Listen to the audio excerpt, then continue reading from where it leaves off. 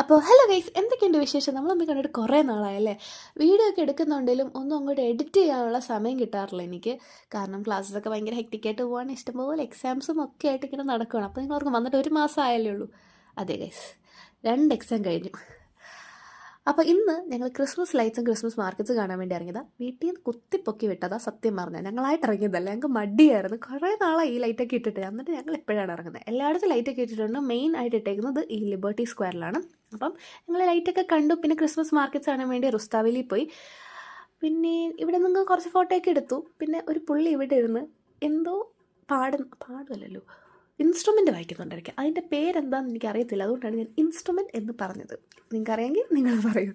അപ്പോൾ ഇതായിരുന്നു Christmas markets. It was very pretty. നല്ല ഭംഗിയുണ്ടായിരുന്നു കാണാൻ. ഞങ്ങളെല്ലാം കണ്ടു. ഇറങ്ങിയപ്പോഴത്തേക്ക് 12 മണിയായി. 12 കഴിഞ്ഞാൽ മെട്രോ ഇല്ലെന്ന് അറിയാമായിരുന്നു, പക്ഷേ ബസ് ഉണ്ടെന്ന് ഓർത്തെ അതും ഇല്ലായിരുന്നു. ഞങ്ങൾ കുറച്ചൊക്കെ നടന്ന് ക്യാബിന് വന്നു. അപ്പത്തേക്കുള്ള